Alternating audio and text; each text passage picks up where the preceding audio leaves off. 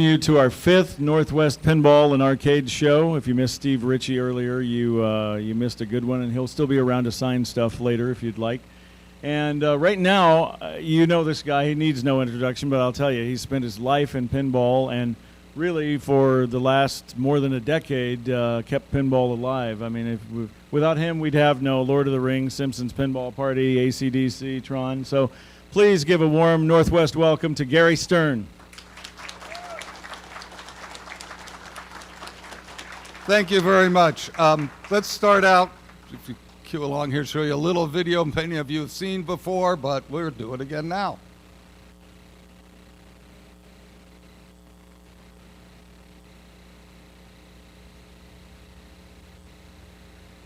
I don't want my wife around them. I especially don't want my kids around them. It's a matter of safety, Jim. You are making some pretty harsh allegations. You do realize that there have been 0 incidents. Jim, listen to me. We cannot allow these types of people in the...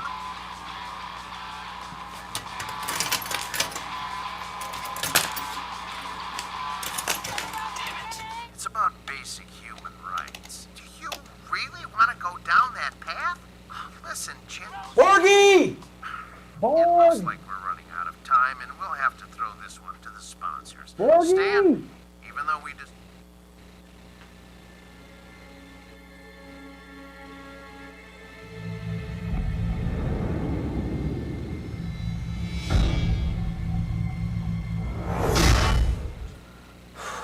I am so sorry, Lonster. I have really got to learn to control my powers.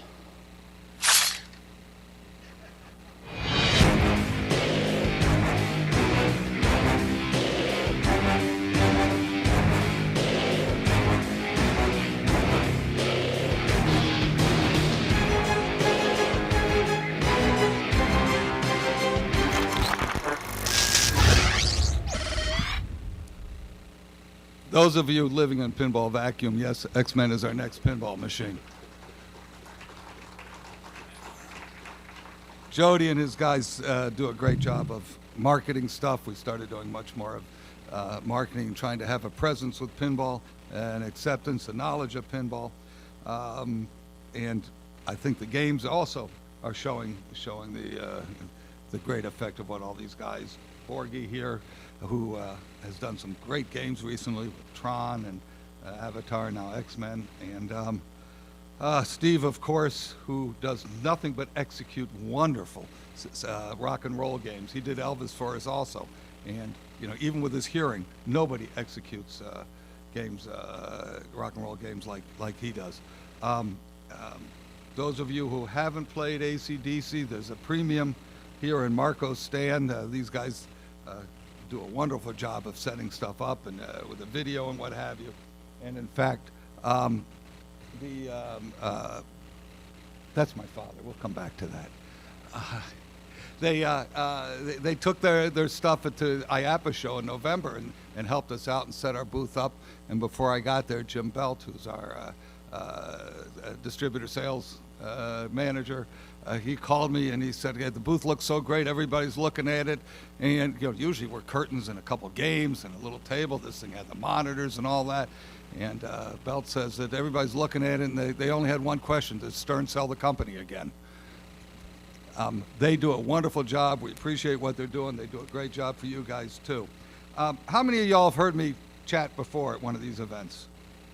Okay, so we'll be a little repetitive, not repetitive. First, I will say that, by the way, Steve showed Norway. I was at that show the couple weeks ago. Great show, and the weather was great there. Whereas when he was there, it was more like the weather here. But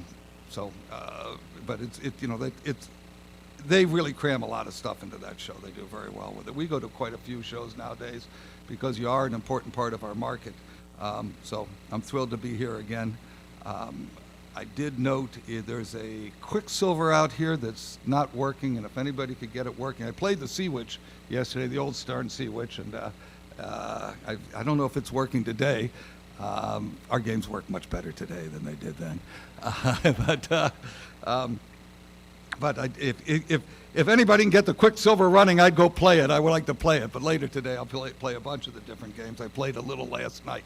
And then I went over to Shorty's last night and watched there. I didn't play there. I didn't want to get in anybody's way because a lot of people were playing the AC/DC Premium that was just pulled in there. But we'll come back to that and so forth. Yeah, that's my father. I'm 67 next week. We do this. I do this because I like it. I've been doing it, I say, for 65 years. And so therefore it's a passion. You know, my father did this before me. My father started as a game operator in Philadelphia. And actually, it's sort of an interesting story, I think. Some of you have heard this before, but some friends of his told him in the 30s, you should get these pinball machines and put them out there. And they were countertop games, and he put two of them in a drugstore. They go on the counter, you know, pinballs. They had pins and they had balls. That's, you know, if you've seen the old 30s games, pre-electricity, what have you, the pre-electricity in the games. There was electricity in the world at that point in time. But in any event, and he comes back the next day, and his two games are behind the counter, and somebody else's two games are up there. And he goes to his friends, they were local cops, and he says, yeah, what did you get me into? He says, no, Sam, that's the wrong location. You need to put them over there.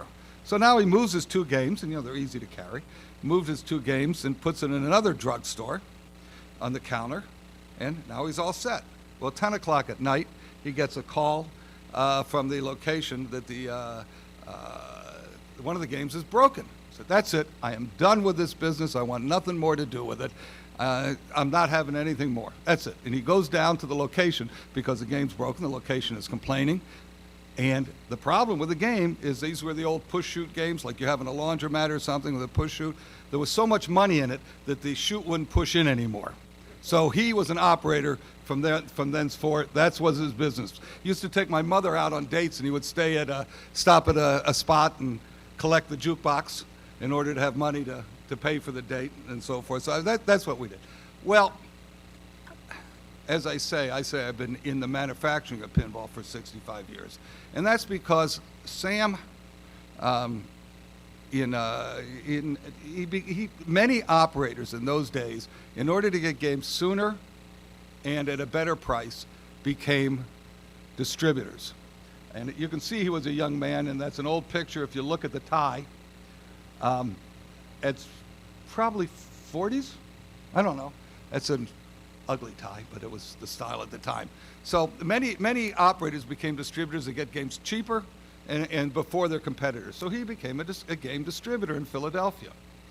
And in 1947, as a 35-year-old punk kid, and I can say 35-year-old punk kid because I'm 67 next week, he came in to see his suppliers, one of them being Harry Williams, the great pinball designer who had the Williams Company. Probably a 39-year-old punk kid or 37-year-old punk kid.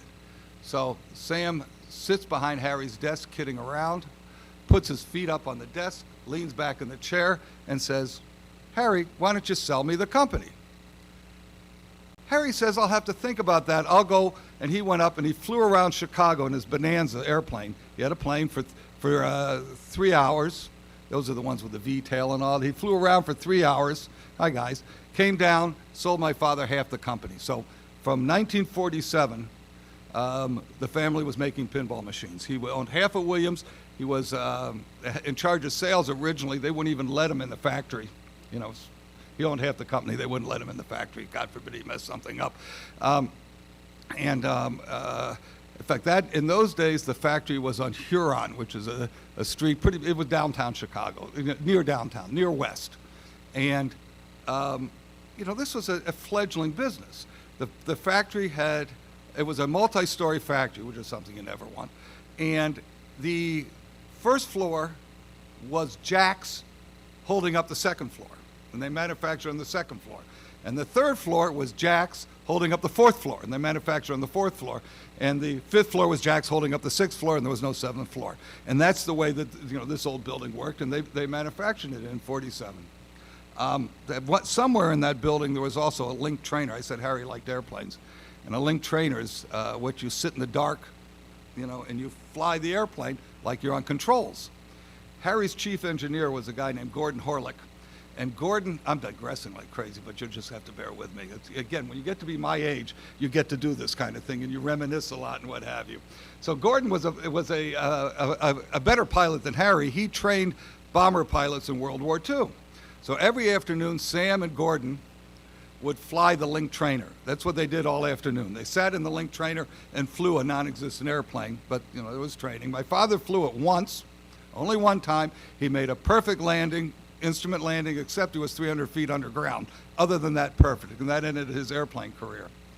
They moved, and this is where I started hanging around pinball. They moved to a factory, 4242 West Fillmore, not far from Churchill, which is the old Link Smith factory that makes our cabinets and playfields and what have you. That's in Cicero. And 4242 West Fillmore is down the street from the Fillmore police station. They used to steal the batteries out of the cop cars in that neighborhood, the marked cop cars, that type of thing. It was a little rougher neighborhood. I drive by it periodically. It's really a blighted neighborhood now because in '64, Williams moved to United Manufacturing's building. They made shuffle alleys, and they bought United, and that building's the current building at 3401 North California, which is where Williams now has, what do they have there, slot machine stuff now, or game stuff? They have that factory, I think so. Any event, but as I said, it's the Fillmore Street building that I started learning about games and about manufacturing and so forth. I would go down there on weekends with my father, and I would play with whatever the parts were. I got accused of mixing up all the switchblades one time in the different bins, because they're all a little bit different, those little phosphorus bronze switchblades. In fact, years later, I was negotiating with Harry Weaver, who was head of the union, and he had started in our stockroom. And I guess I used to play there, and we had 1,200 employees at Williams at the time, and I'm negotiating the union contract, and he had 13 people sitting behind him, and I'm a 20-some-year-old punk kid, and I got a CFO and a whatever, 3-4 people sitting behind me, and he just got mad at me, and he said I should have left you in the carton and shipped you out that day, because apparently I was playing, and he put me in a box and so forth. That's who we had to negotiate with. It's an old relationship. Small business, we all knew each other. I used to, when I'm supposed to be studying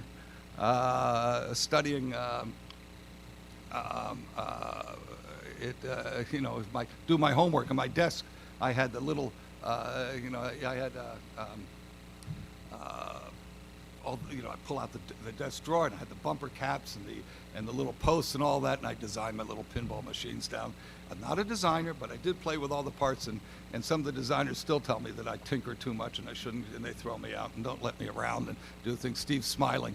He's going to use that on me. But I used to also have, we made the baseball game with a men running unit, and I had all the little baseball cardboard players on the little metal post things, and I would have my own baseball team in the drawer too. I had a pet rabbit. Disgusting. They're disgusting. So I had a pet. We should have ate it. We had a pet rabbit, and its cage. If you remember old electromechanical games, the back box had a wooden back to it, and then you had the glass where the glass was. Well, lay that down. Put chicken wire where the opening was, where the glass was, and where the wires come through the bottom, I put a little door, and that was the rabbit cage. He lived in a pinball machine back box. Laying down, I didn't make it stand straight up. I was nicer than that. So any event, I've been around this thing all my life, and it's something that it's making a living, for me, for a lot of other people. Again, I'm 67, and I collect Social Security now. It's ridiculous. But you look in a lot of businesses, a lot of ways of life. Shoemakers become shoemakers, and their last name is Shoemaker. Presidents' kids become presidents, whether it's a good move or a bad move. Actors' kids become actors and actresses, or movie producers, what have you. It's not unusual. Doctors' kids become doctors. It's not unusual that people stay in the same industry or profession that their parent was in. And you learn partly because, it becomes a passion, partly because you look up to your parents so much. partly because you're around it and you learn so much. You're just learning it and you grow up in it, and there's a lot of knowledge that comes from, or gut feeling or whatever it is, from knowing from being around it and knowing it that way. So, as I said, we had Harry with us. Let me have the Harry picture for a minute here, please. The next, yeah, that's Sam and Harry working together. That's at the old Stern, and one of you all pointed out earlier, God, everybody wore ties in those days, didn't they? Look at that, they're at work, they all had ties. I probably had a tie on that day too. We wore a suit. I used to wear a suit to work every day until, I wore a suit. I was the only one in the building with a suit. I wore a suit, French cuffs, braces, not a sport coat, tie, until 1999 in December. We had a major snowstorm. I said, I'm just not doing it. I put on jeans, went to work, and I haven't worn a suit to work since, but whatever. That really doesn't mean much. So these guys started me when I was 16 in the stockroom. And they started me in the stockroom because this is a manufacturing business, and we'll talk a little bit more about that, but a little now. It's a manufacturing business. You think the most important thing that the design people do is design the play field, whatever, the engineering people design the overall game. The most important thing they do is create the bill of materials, the parts list. Without good material control, this is where it started me, in the stockroom. They started me there because if you don't control material, and as Steve says, if we don't make some money, we can't do the next game. It is a business, it's not a hobby. It may be our passion, but that's like saying a guy who makes movies. Well, it's not a business. No, it's a business if he wants to get financing for his next movie. It's a creative enterprise, but it is a business.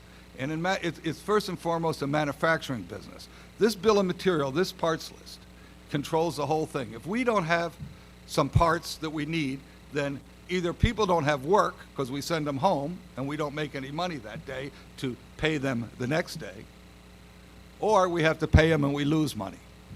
If we have too many parts at the end and somebody asks what you do with the excess parts, we better not have excess parts. There's not that much margin, and so if we don't buy right, yeah, a little here, a little there maybe, but if we don't buy right, then we're going to lose money because we're going to have these useless parts that we paid for. The most important thing the engineering design people do is the discipline of creating a bill of material, a parts list.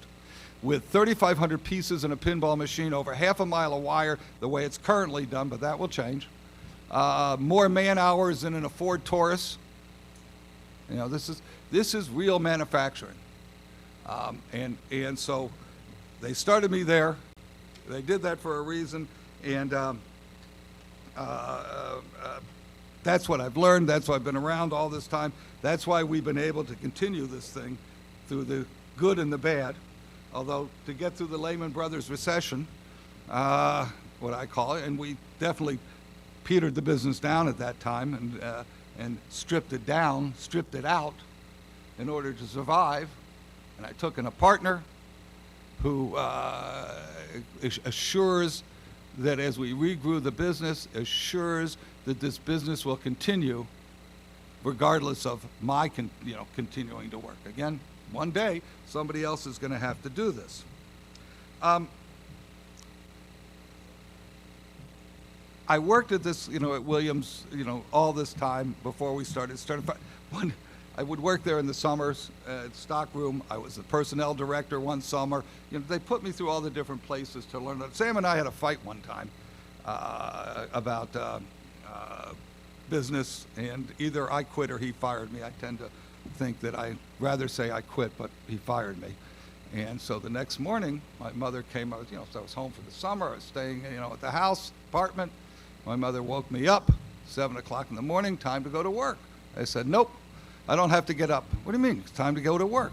No, Sam fired me. Well, I just rehired you. Get your ass out of bed and go to work. So, you can see who controlled it and what have you in the long run, but it kept me with it, and I've been doing it all this time. Didn't have a chance to quit doing it. I did go to school, and I went and got an accounting degree because accounting is the language of business. If you don't know numbers, you don't know what's going on, and this is a business. If you don't have a business plan that makes sense, you're not going to get financing. You're not going to, and it's not going to work. It is the language of business. I got a law degree and practiced law for a short term and decided that wasn't good. I didn't want to go straight. So I go back and make pinball machines. And maybe a good idea, maybe not a good idea, but I've enjoyed it. Life's been good, and life still is good, and I get to come to places like this, although your weather is lousy this year. Yeah, you guys are used to this. It's just lousy. It's 90 degrees at home, motorcycle weather, so forth. It's just beautiful. One of the things that was the same in Sam's day and in Harry's day as now was, how do you satisfy the core player, the great player, and still have fun, create fun for the casual player, for the broader base? And this is true in all game design. Everybody, whether it be slot machines in Las Vegas or Wii games or whatever it is, everybody's trying to do the same thing. And that is to broaden the player base, to have casual players play and not lose the core player. I use the UK as an example. Is Gary in here? I don't know.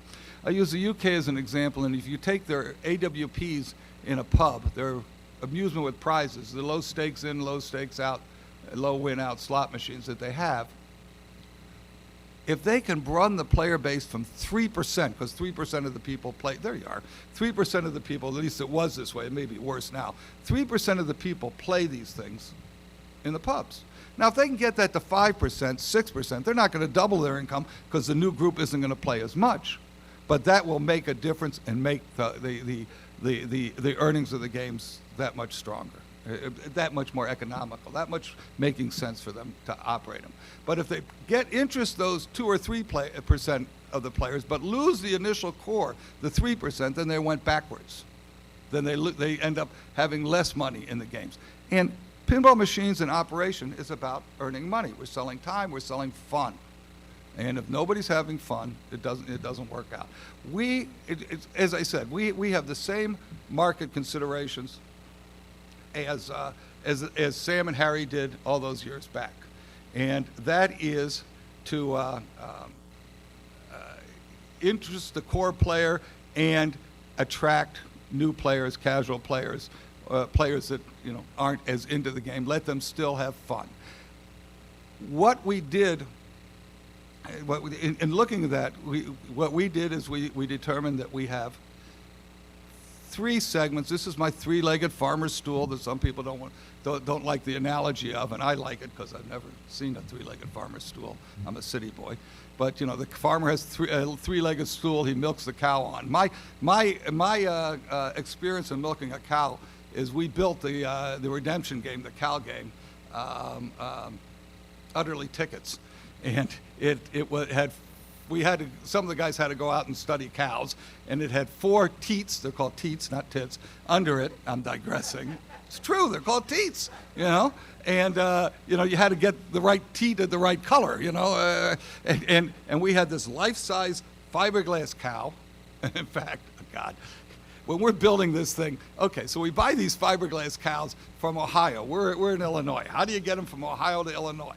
They take a flatbed truck, they screw them, side by side, 12 on the flatbed, 5th wheel pickup with a trailer, 12 on a pickup. They screw them side by side onto this thing, and down the road goes these plastic cows standing there on the flatbed. But by the time they get to us, they're dirty.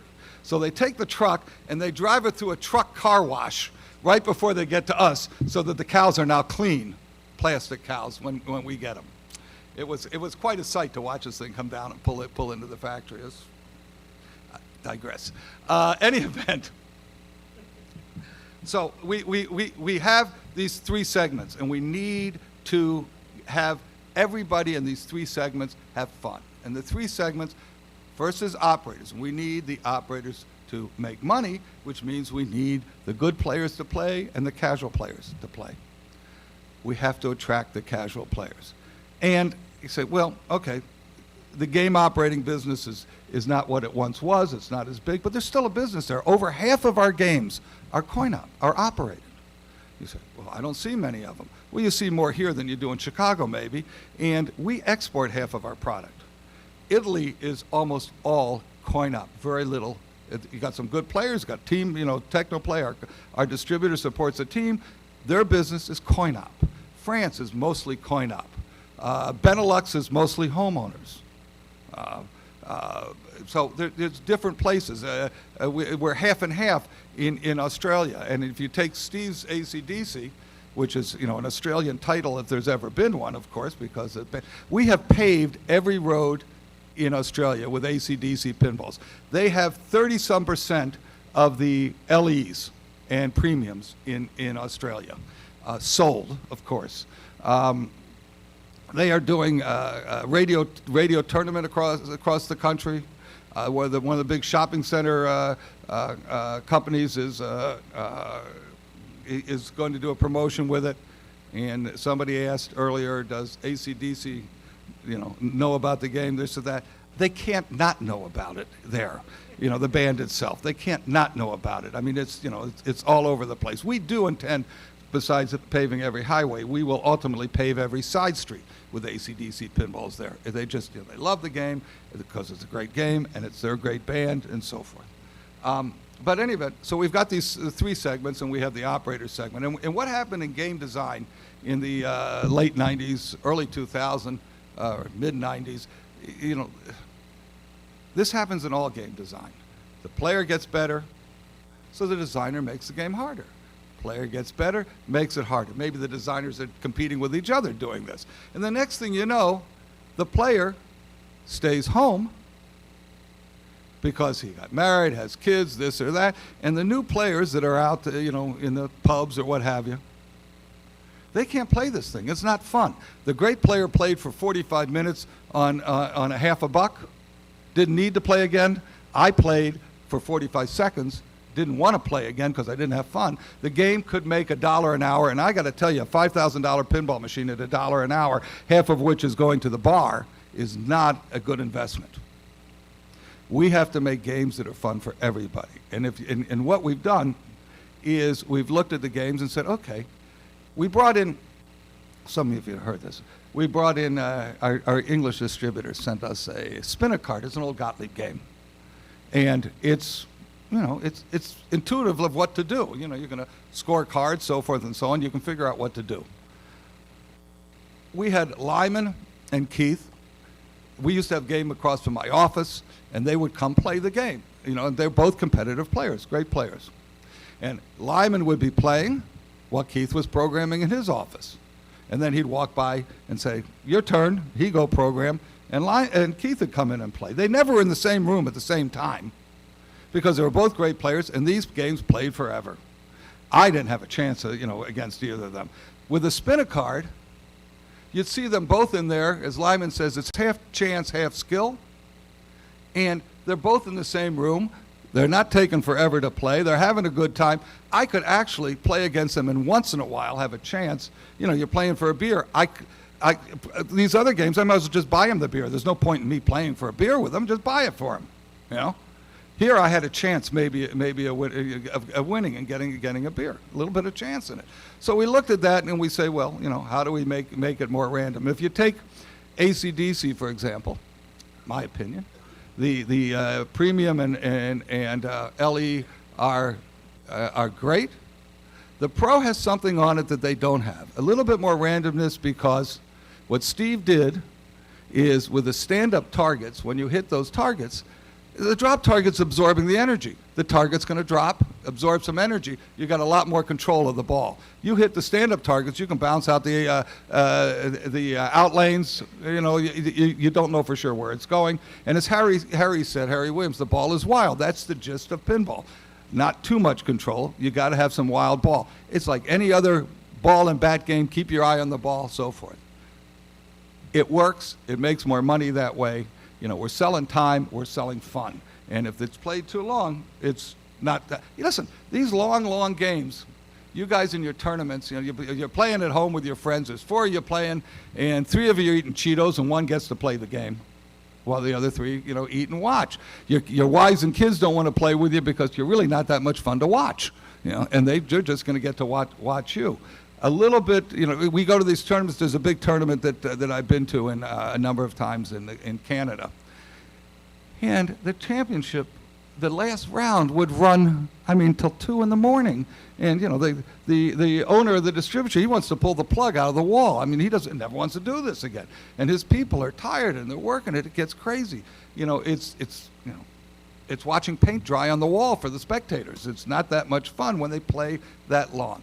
Well, in the street, we need the games to be fun and still have enough time. And I firmly believe, and I say this over and over again, that if we don't have games in the street, then we won't have a hobby, a collectability, this or that. If the games aren't something of current interest, now there are always going to be less games in the street than there once were because there's so many other entertainments. In particular, these things are, got all the entertainments that a lot of people need. The touchscreen games in bars are dead because everybody goes in with one of these and plays it.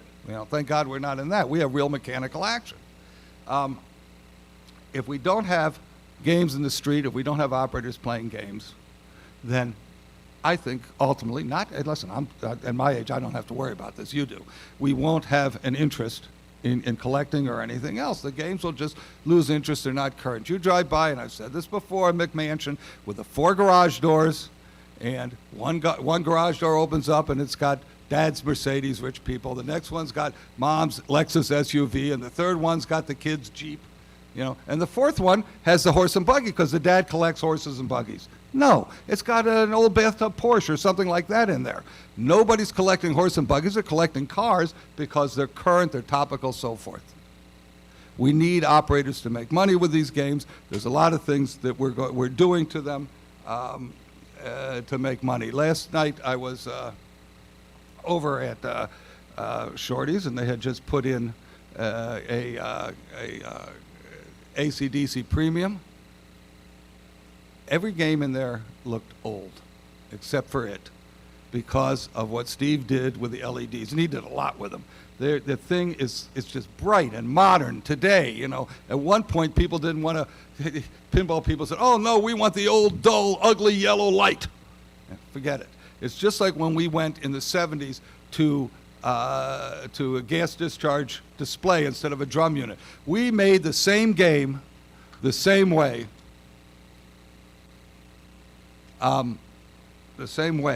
Same rules, everything the same, but one had a drum unit, the other had a gas discharge display, a numeric electronic display.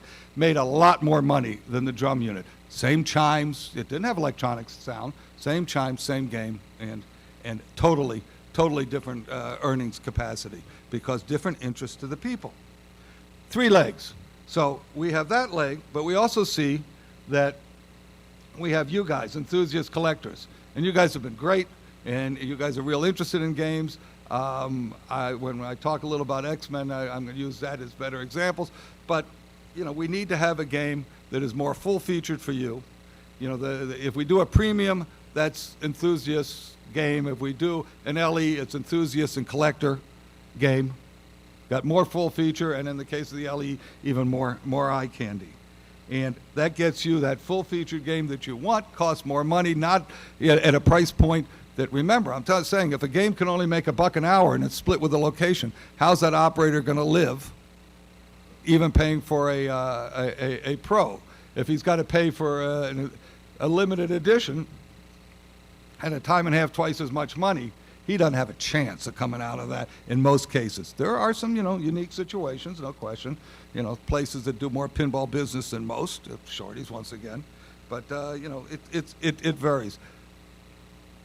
Go back to, I just thought, if you look on the pro model, and if you look, and some of you guys trick out your pros, the folks in Australia trick out their pros. They put the LEDs, the mirrored wings, and so forth, and they get money out of those games. They earn significantly better when they modernize them. So if they can do that, and if we can make you all a special game, and that leaves us just our third leg. And our third leg is just the general homeowner who wants to have games in his house, a game in his house. He may be a rich doctor and lawyer with a McMansion. He may not. May just be, who's 45, 50 years old, had played pinball as a kid. again, I've said if you watch Cribs, at least one of these rock and roll stars has a pinball machine in their house that they're as proud of as their Ferrari, and they won't trade their Ferrari for a new pinball machine because I've tried it, but they're just as proud of it. So, you know, there's just general people who like it. If they know pinball exists in a place to get it, we need to make more knowledge that we're still around, whether it be in street locations, they see a game there, or the different YouTube videos that we're doing, or the PR agency that gets us in a Maxim magazine or whatever it is. You know, anything we can do to get it out there, because that third leg is going to be very, very important to us all. So, as examples of what I mean by the different levels of the game, let's look at a little bit of X-Men. So if we can pull up, let's see, what do we got? So this is the artwork on this game, and seeing it like this doesn't do it justice. It's absolutely stunning because it's comic book. It's a comic book X-Men, not the movies. And the colors are just fantastic with it. I mean, I'm so excited about this thing, about this game. The game's got, you know, it just beautiful artwork and bright artwork, and pinball the way it should be. And bright. I just keep saying bright. It is. It's alive. It's alive. We're not all that much different than comic book. We know that X-Men has plenty of comic book collector enthusiasts that are into it more than just the movie. All over the world. In fact, interestingly enough, our Italian customer is Technoplay. Technoplay is a Zachariah family. For those of you who are real pinball historians, you know that they made pinballs. And so they really are into what we do. And you know, they're really more selling gambling machines, but pinball is something they do out of love. Well, the company's now run by the son Mauro, mid-40s, and he's an X-Men collector. I didn't know that. He collects X-Men, so I mean, we're right up his alley, right there. Okay, so we have this game here, which has plenty on it and great artwork. Then we've got two limited edition versions of it, and again, some of you have seen this on the web. So first, this is a playfield. Okay, I'm changing my order. This is the playfield for the Pro version, and then we'll show you the limited edition in a minute. But you'll see that we have a molded Wolverine and a molded Magneto. These are custom molded big toys. You whack the Wolverine, the Magneto. You're going to captive ball the unit that comes up with the two posts, hose it in there, load it from behind, load it from in front, and it's our dual up post assembly, we call it. And then you get to, you know, it's a Newton ball. You get to hit them all, and ultimately it's going to release for multi-ball. 3 flippers. It's got an upper right flipper. And one of the things about 3 flipper games, this is sort of my bugaboo. Most 3 flipper games take a part of the playfield, and they make the casual player, me, not able to use that part of the playfield. Well, instead, this third flipper feeds a ramp, but there's another way to get in the ramp. You can't really see it well here. There's a scoop that is going to, you won't see this, but right up there, I should have a pointer with a light. And next time, there's a scoop. You go in the scoop. Here he comes. He's getting me a pointer with a light. My God, you guys are incredible. Absolutely incredible. Dun, dun, dun, dun, dun, dun, dun. Oh, yeah. Don't shine this at a cop car. Don't shine this at a cop car. My old car had 2 windows were way tinted, and they used to stop me and say, we don't know what you got in there. So any event, aha. So, you know, you got the upper flipper here that's going to shoot this ramp, but this whole thing is useless if you can't use an upper flipper. I have to tell you, casual players can't use upper flippers. They don't use upper flippers. They don't. We put a post, on another game, we put a post right there, stop the ball, flip the flipper a couple times, let the post down. Now the player knows the upper flipper's there, right? Not a chance, right by it. Steve had a game with a magnet right there. I don't remember which it was. I played it in Norway. It was your game. But what? Elvis? Oh, did you do that on Elvis? You did it on a Williams game.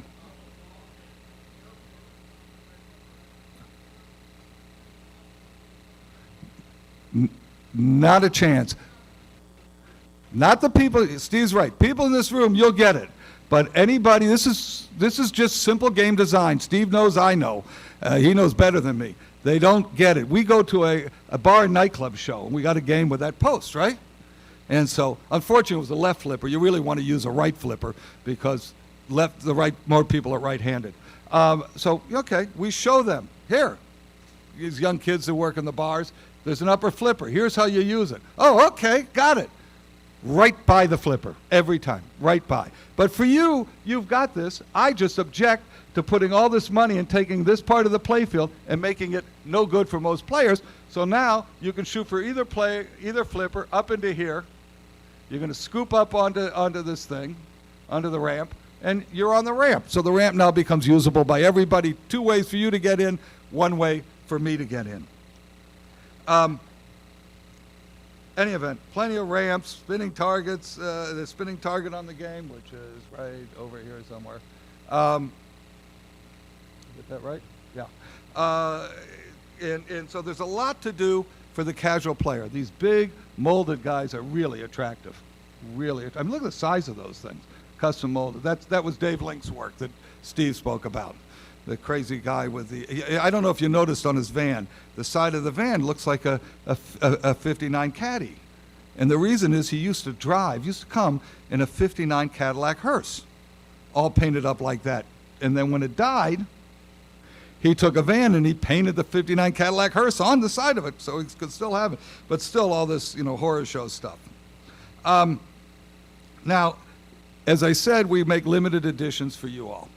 And there's 2 limited editions, which if we can pull up one of them next, that would be the blue one, which is Wolverine. And again, totally different artwork, mirrored back glass, different game, but a little bit different, little addition to the playfield. And this being Magneto, again, different artwork, mirrored back glass, all different cabinet.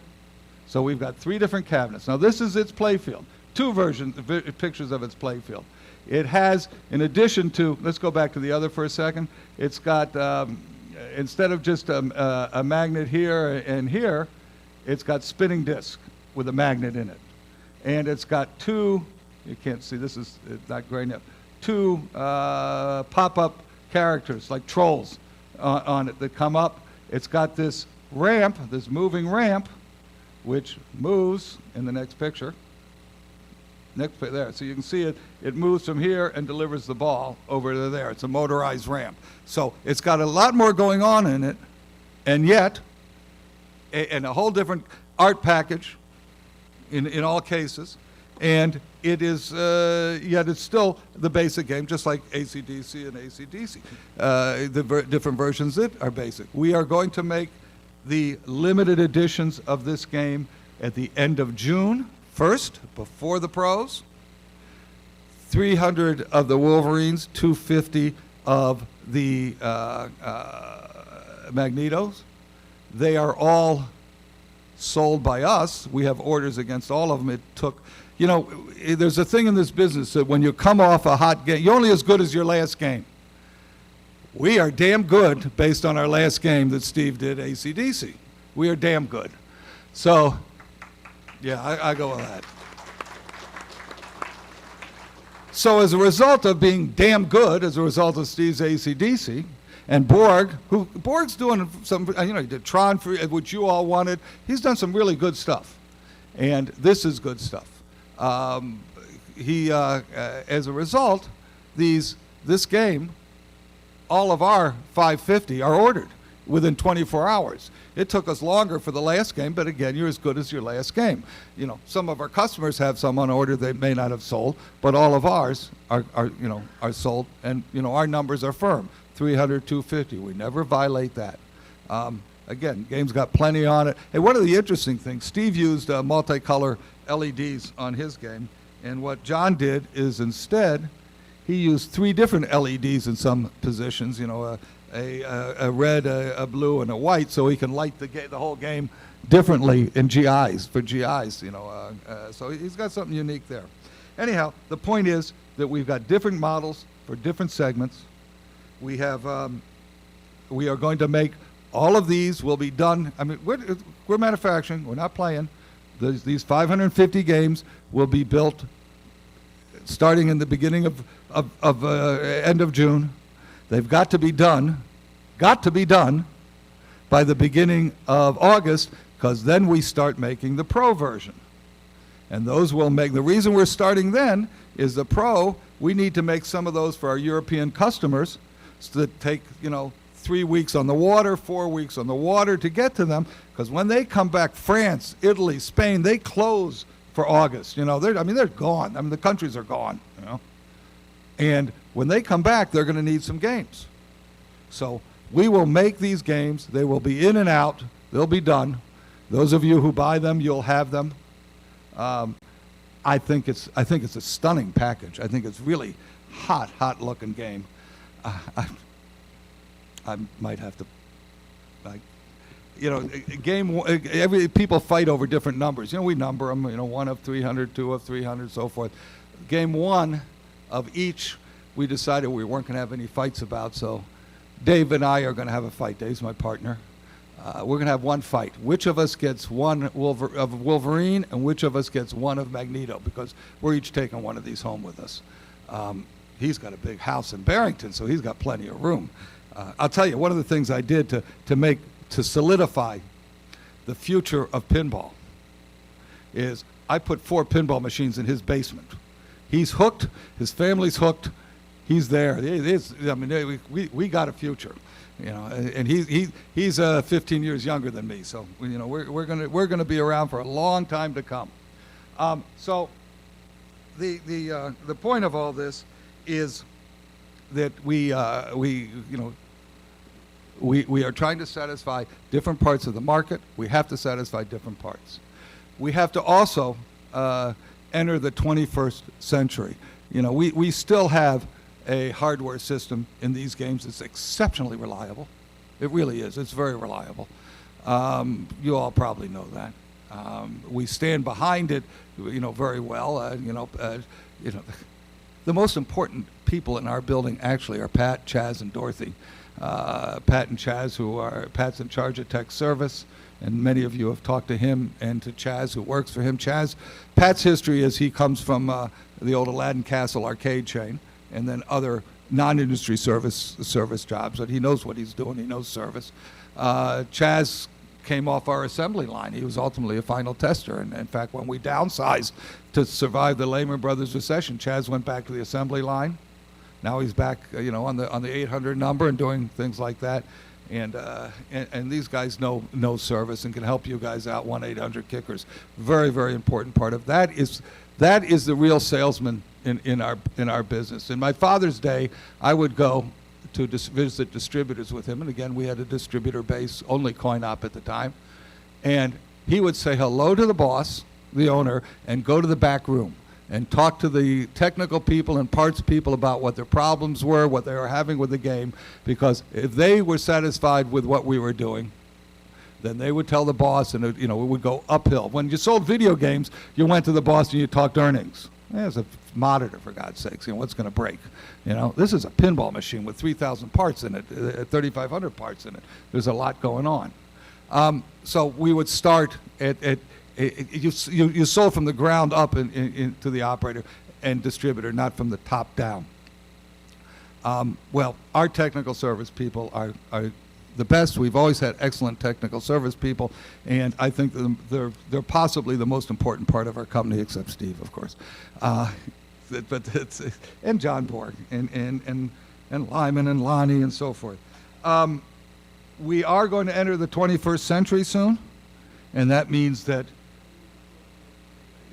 only 12 years late, thank you, but we will enter the 21st century, 13 years late probably when we do it, and that is, we will get rid of this big hardware system that is so reliable and have a little hardware system that is more reliable even and has less to go wrong with it, but very careful, because you change the hardware, you bet the ranch, and we don't bet the ranch until we know that we're ready. And we will, but these games work beautifully with what they have. We have, with David Thiel's help, bettered our sound. Probably a little obvious. We should have done it a lot earlier. David, why didn't you suggest this a long time ago with the crossover network?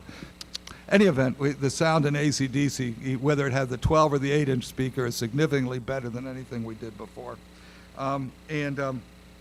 Yes, after we go all LED, including on the Pro, and have some new electronics, then we'll address a new score display, and I'm going to call it particularly a score display.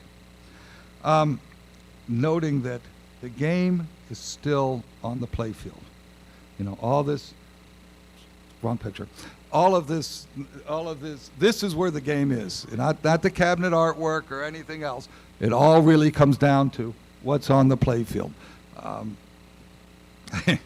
Yeah. Okay. Steve will appreciate this.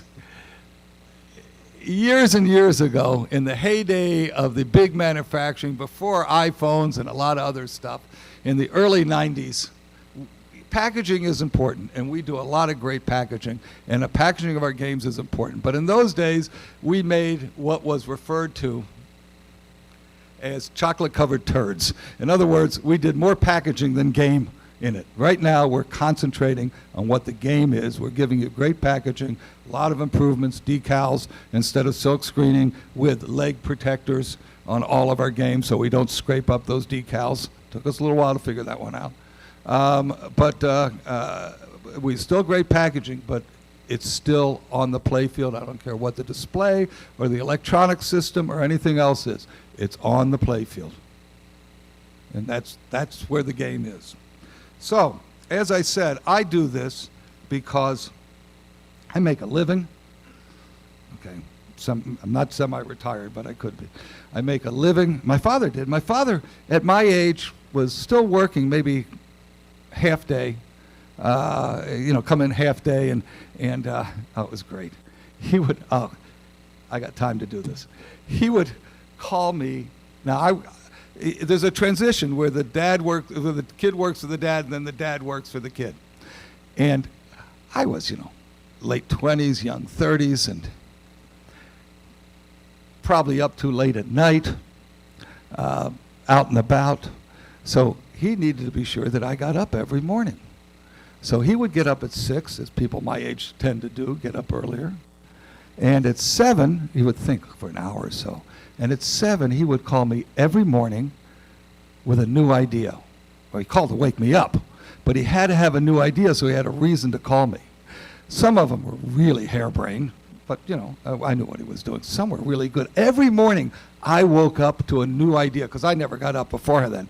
I woke up to a new idea every morning. It was fantastic.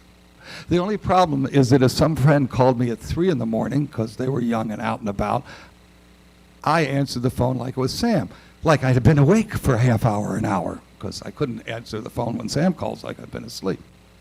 Anyhow, that's a digression. We do this, we all do this, because we want to make a living. We want pinball to be around. We love pinball. We love what we do. And it's still, and we understand, for us to be able to do this, we have to make what you want, what the casual player wants, what the doctor and lawyer wants for his home, whatever it might be. And we have to make money at it. So I'd like to show you some of the people who do this with me. And you'll see some of the factory. We don't show a lot of it, but please pay special attention to any test fixtures or assembly fixtures. We're 26 years old, and we've developed all this stuff over the years, and without this, the front moldings wouldn't fit on the game. You got to have all of this stuff. Let me finally say, you don't inspect quality in at the end of the line. You inspect, you fix all the way along your production. If it gets to the end and you haven't been inspecting all along, you'll never fix it. We pre-test cables with computers. We have test fixtures everywhere. We have assembly fixtures everywhere. We do what the Japanese call, what we taught them, called closing the loop at 10 to 12. There's a meeting every day of key people, what happened in the production that day, and at 2, I have a report of every problem, whether it's vendor, workmanship, engineering, programming. We are a factory, we're concerned with the quality, and we can't put it in at the end. There's a lot of people working very hard, so let me show you some of them.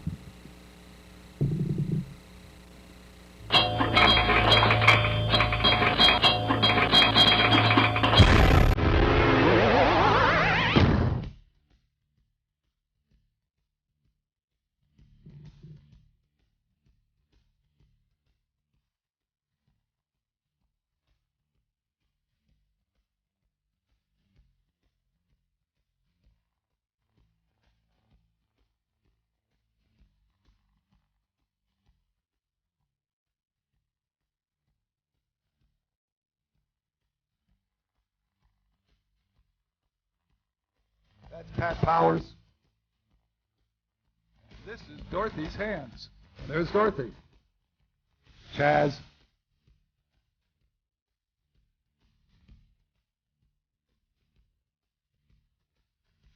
Everything is inspected when it comes in, either 100% or an acceptable AQL level.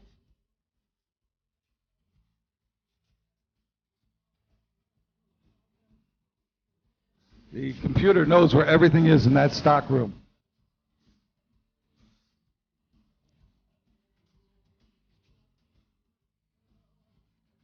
Over half a mile in wire as we currently make a pinball machine.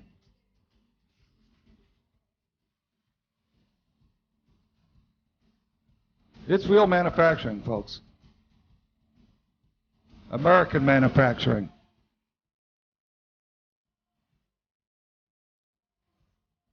With half the games exported.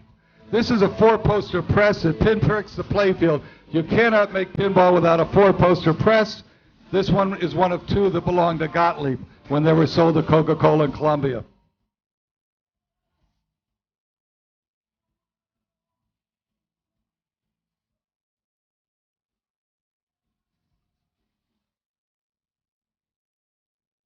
Those air guns are about $1,000 a piece.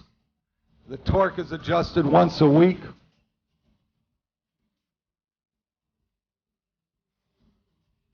It's on a hanger to take the pressure. There's one of the assembly fixtures. Looks like nothing. You got to have it.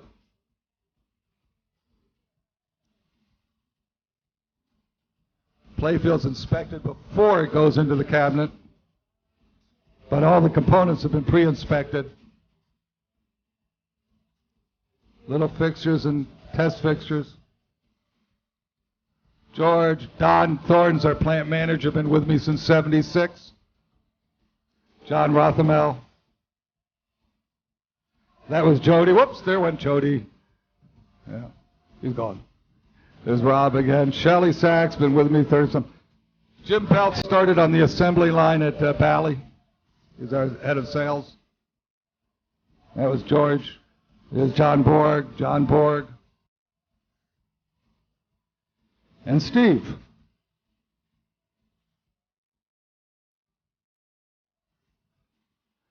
Andrea and her mother, Shirley.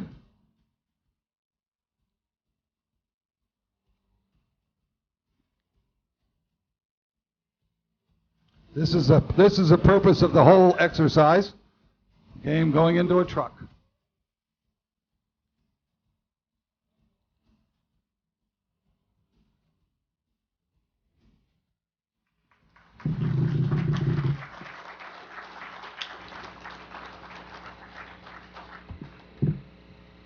So with that, we'll see if any of you have any questions. Whoa, going the wrong way. Do you all have any questions? I'd be happy to take a shot at answering them. What's your name? Michael? Michael. That's my middle name. Go ahead. Oh, cool. Who's designing the X-Men game? That's John Borg's game with software by Lonnie, by Wason, who's a young game designer from actually at one point he was at IT, and Mike Kisevec, who's been with us a couple times now. Good guys, young guys, bringing some young guys into this business. All right. Thanks for what you do. Thank you. Hi, Mrs. Stern. Yes.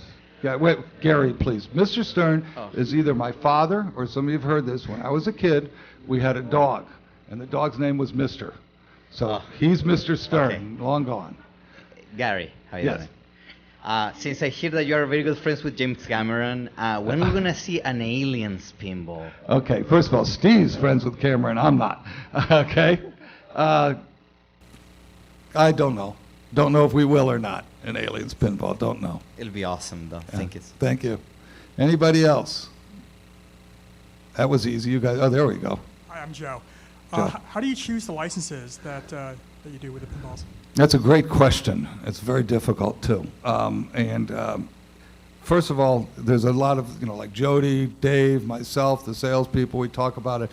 I asked some of our export customers in particular because, they're if they don't buy into it, if they don't buy into it, or if it's not good for their market, in their opinion, I mean, they're right away going to take, a container of $400,000 or $500,000. I need that money, boom, to come in. This is a business. You saw there's a lot of people to pay. They got to be paid there. You make 25 games a day and figure 3.5 people or so per game. So, there's 100 people in the building. They got to be paid. So we need to see what the export customers want to have. Most important is it's got to be something that interests the designers. A lot of trouble. These guys are trouble, right, Steve? He's trouble. We got to have them interested in it. And if they're not interested, the creative juices don't flow, and you don't get what you want. And then sometimes, somebody often works with one software designer. Remember, these guys aren't just programmers. They're rules designers. They're not coders. We call them, they're not just coding. They're rules designers. They're a participant in it. So if the playfield designer, who's the lead designer of the game, is all hot in it, but the software guy isn't, what are you going to have? Not good. It's difficult. Very difficult. Some of them are easier than others. AC/DC was a no-brainer.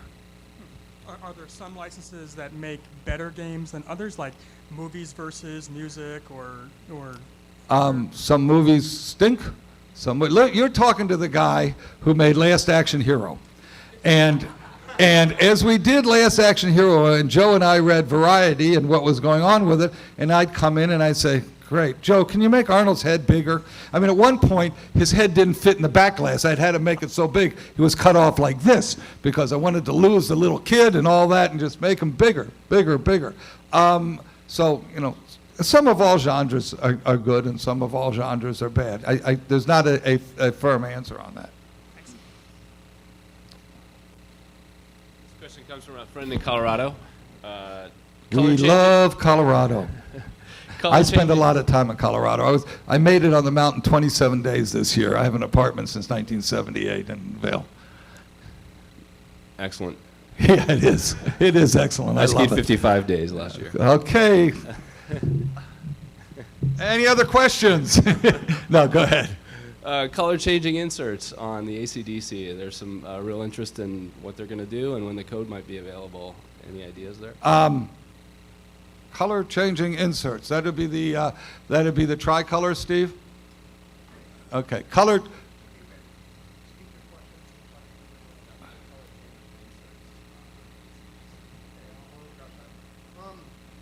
They are there. We have them in 16 positions. The code is not finished yet to operate them, but will be soon. It's a feature that we've been working on for a while. It's going to be special when it's done. That's all I can say. More to follow. That's one thing that we do, and that is that we hear some things from people. We also look at what we're doing. We will have all the games are complete, but as we learn things, we'll put more in. There's free download. You can download it with this system. Nothing to it.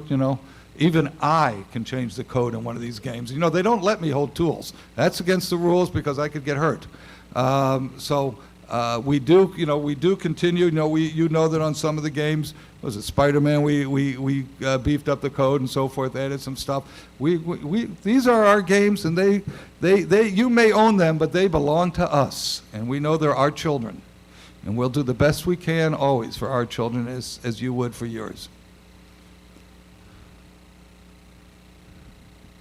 Okay, you inspired my question. I have a Wheel of Fortune.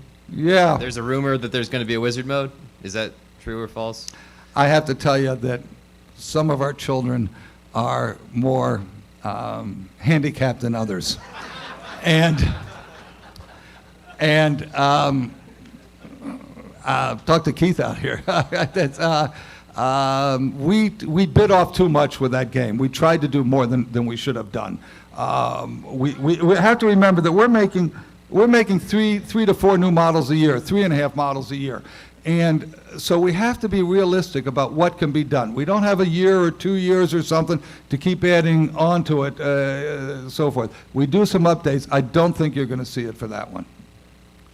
Yes, I enjoy getting to play the Simpsons and Family Guy and among other pinball machines. So, yeah, South Park as well. South Park for sure. Yeah, and so I was curious, do you have any plans to make pinball machines based on Futurama or American Dad or Cleveland Show? Futurama, the problem is that we have to have an international title. And we talked Futurama, and Matt Granning, we were at Keith and I, we were at the 300th episode of the episode party for Simpsons. And Matt says to me, thinks that, I said, how do you like the game? Because I was panicked. He was playing it and I wasn't there because Keith and I had gone to change clothes. And he said thank God somebody's keeping pinball alive, which is what a lot of this is about with licensing. But his people had told him when he did his speech he was not allowed to mention Futurama because he's so into it. I spoke to Fox, and it's I believe they were telling me internationally it was good in Italy and nowhere else or something like that. It doesn't have an international following. When we did Simpsons the first time, it was not, we were the second licensee, not the game that's out, the original Simpsons, not Pinball Party. And we sold far more in the U.S., where it should have been in those days, far more in export. Family Guy, one of the reasons we made it into Shrek is that it wasn't an export game. It was way ahead of its time in the export market. And they don't get a lot of the humor because they don't speak English. So a lot of it gets lost for them. I want to do, first of all, Family Guy is one of my favorite games. It's not my favorite game. There's a reason for that. It's one of my favorite games. I think Simpsons is great. Clearly, South Park showed Williams they should leave the pinball business because they were trying Pin 2000, which was George Gomez's baby, but it didn't make as much money as a South Park in the test locations. I mean, I'm just in love with that game. I just love the humor games. I would like to do another. There's not a current plan. If we could find the right title, we would. Okay, cool. Thanks. Right. Farsight Studios, who do the Yes. Pinball Arcade. Mm-hmm. Are you aware of any games that you guys have done that We have a license agreement with them. Yeah. So they make one or more of new Stern and old Stern games. I mean, when I say old Stern, I mean the Stern that Stern Electronics versus Stern Pinball. They will be doing more of them, but our games are typically licensed titles, so they have to get a license from the underlying licensor to do it. Yeah. They will do more. I don't know which ones they're doing next. Oh, okay. Hi. Have you considered opening up software development to letting community make improvements on any of your games? We have a problem with doing that, and some people have done it, and we have to address what to do about that.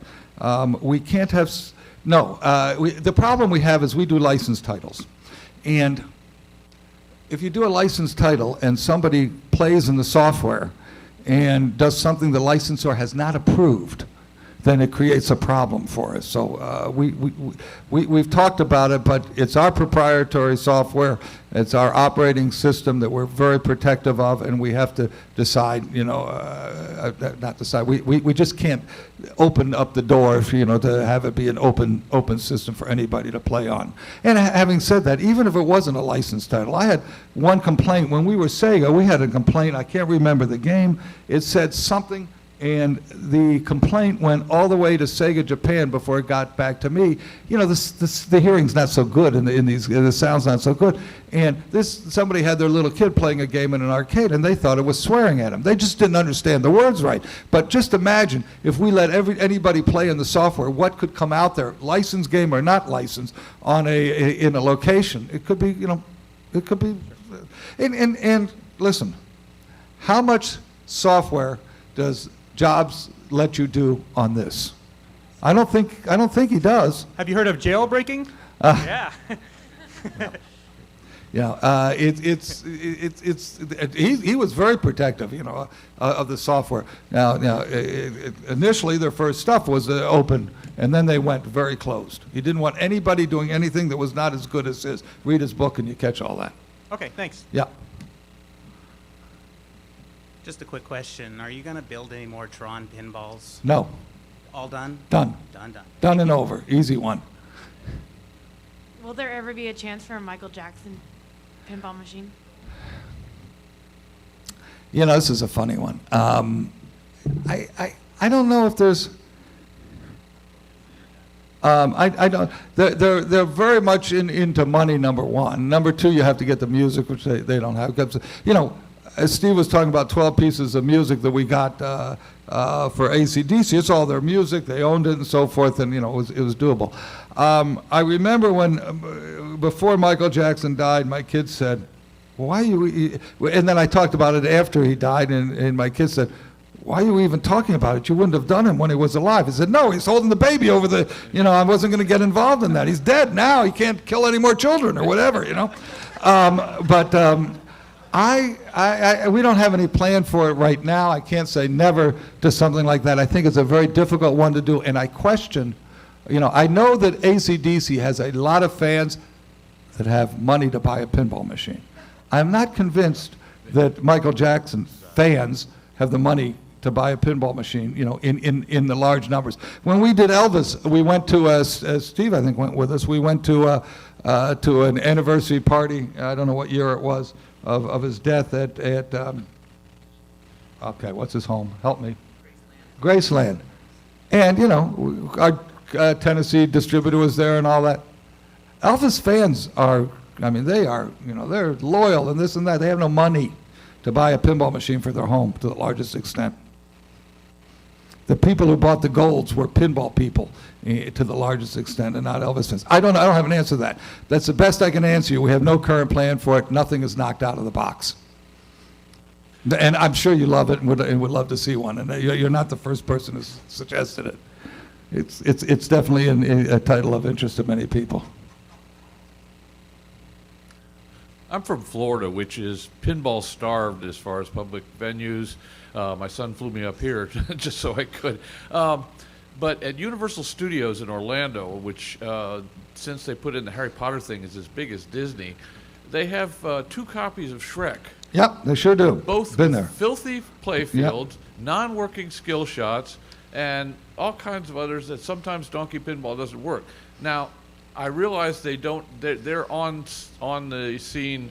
People know enough to open the door and trip a few switches and get a stuck ball or whatever.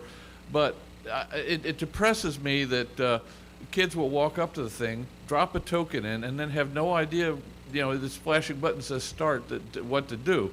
And if that wasn't bad enough for the casual player or the medium skill players I consider myself. To see it, you know, not working, finally find a pinball and have it not working, it's just, you know, it's bad public relations, although areas like this are thriving. So is Florida kind of a throwaway state as far as that goes? No. Let me say a couple things. That's a good question. First of all, yeah, my theory. This is real pinball here, Portland. This is real pinball country, and you know, you all, which is why I come up here. Maybe it's the weather. You know, you gotta go do something. You know, I went to. It's pouring in Florida right now. Yeah, well, but often it isn't. But that's true. I went to years ago when Atari was had a factory in Ireland, so we go over there to look at having a factory in the old Stern and, you know, video game days and what have you. And I mean, it's green, and it's gray. And I know why the Irish are known for drinking so much. It's depressing. Well, here you guys don't drink enough, but coffee. Yeah, great. You know, Harry Williams once said to me, he said it was Hot Hand was the name of the game, and it had this big flipper in it at the top that pushed balls out of a hole. He said the kids are going to love this, and I said in those days, early '80s, late '70s, I said, Harry, that's great that the kids are going to love this, but your game is to get people drunk and keep them drunk, because our games were in pubs, in bars. You know, that's those days. You guys weren't collectors in those days. You went out and played the games out. Any event. Those locations are operated by Elat. Elat is a crane company. Jack used to run their operation, so you can ask Jack about it. But he'll tell you that for Elat, the pinballs didn't make any money. So and he would have people, people in the audience. And the reason they might not have made money is that is what you have commented about them. I have played Shrek in Universal. it fits their theme, obviously. It's harder to operate pinball. And in fact, some of you all operate pinball where the regular operators don't want to do it, and it works well for some of you also. I think it's great when you do it. But Florida, we need the games to make more money. We need to put LEDs in them, dollar bill validators on the doors. You go to Shorty's, he's cut one into an old Bally into a stainless steel door. I think it's a magnificent installation. You got to have dollar bill heads in pinball machines. We're the only country without a coin of value. And we cannot get a coin of value. The coin machine people, vending people, we've all tried to get a coin of value. And yeah, we get the Susan B. Anthony, but as long as we have a paper dollar, we will never have a coin of value. So we need to have it. Now, Australia has a coin of value, but they're still putting bill heads on games now. And they've started to do that because they want 5s and 10s in those games. Okay. Yes? Yes.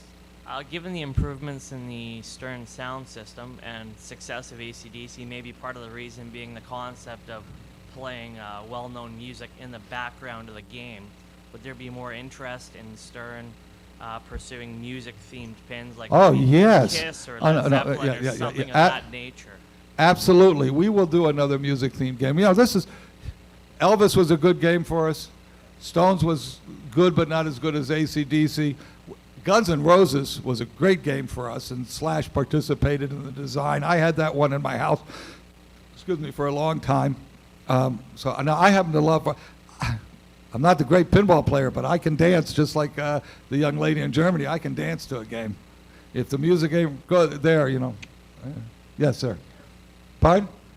Kiss. Yeah, Kiss is, Kiss, and what was the other you said?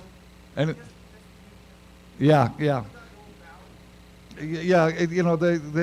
There's only one problem with doing a Kiss machine. Gene Simmons, you got it. He thinks he's, you can charge $1,000 more for me and you can pay me, all this money. Well, there's economics involved in this. I think it'd be great. It's one of the one of the titles that we hear. One was AC/DC. Kiss is another, and there's a couple others that we hear. Yes, sir. I had kind of a different question. First, Gary and Steve. Steve left, I think. He got bored of me. Thanks for being here. Thanks for your presentation. Thank you. Wish we had better weather for you. Me too. Last year it was beautiful. For people who are not collectors currently but want to get into collecting, what would you recommend that they do? Is it eBay, Craigslist, or is there a Stern program, or how would you do that? The only thing I can tell you is there's a number of people who sell. Are you from here? Yeah, Specialty sells. Specialty sells games up here. There's a number of people who sell games. You really want to get somebody if you're just starting, I think, and you guys talk to these guys here. They know more, but you really want to get the game from your first game or so from somebody who's going to stand behind it, and then later you can buy them all over the country and so forth and do whatever you want to do. But that's my opinion. But there's a lot to choose from. There's a lot of used games. There's games here that are available to you, and some of these guys who sell them to you will help you out. Now I have to tell you, I'm really the coin-op guy. I'm not the consumer business guy. I'm not the rich doctor and lawyer guy, or the I come and talk to you all, but I'm the old coin-op guy, so I know more about that. The other people in the room probably can be more helpful to you than I can. You guys help them. Somebody sell them something and don't overcharge them. Any other questions, folks? My favorite pinball machine, this currently, and this will change. My current favorite pinball machine is AC/DC. In July, if you ask me that, my favorite pinball machine, I promise you, will be X-Men. And if you ask me in October, I'll probably say something else. I don't make games I don't like, and I am a salesman, and so I always think what we have is the best.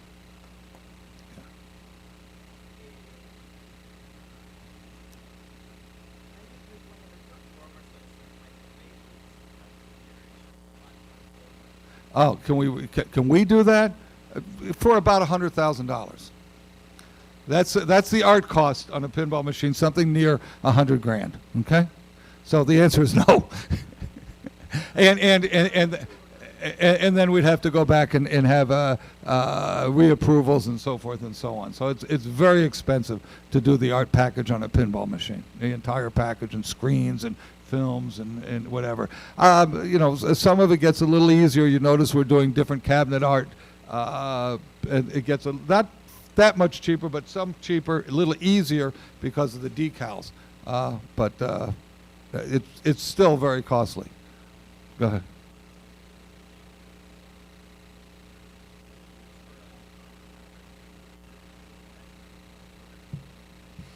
Yeah. I agree. I'm so excited about the art on X-Men.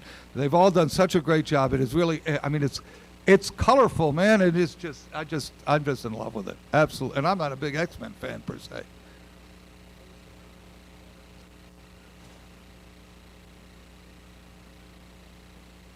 Of course we have. And again, you know, there's a little bit more thought on it now, but my argument has been, and may or may not continue to be, there are people who want to do it. The problem with it is manyfold.